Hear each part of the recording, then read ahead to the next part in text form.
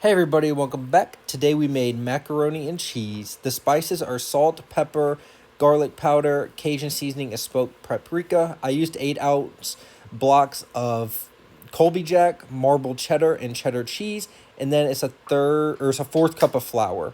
And we're gonna do 2 cups of heavy whipping cream.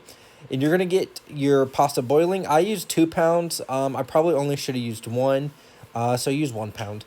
I used a fourth block of butter, and you're gonna start slow. Once that's melted down, slowly start putting the flour in, and you're gonna want to start cooking that down to get the flour taste out of that. So until it looks something kind of like that. Go ahead and add in the 2 cups of heavy whipping cream and let that blend together. You're then gonna add in 1 cup of milk, and then go ahead and add your seasoning in and just kind of let that all keep blending together. And you're going to slowly start adding your cheese in to let it melt down and blend in with the sauce, the cheese sauce.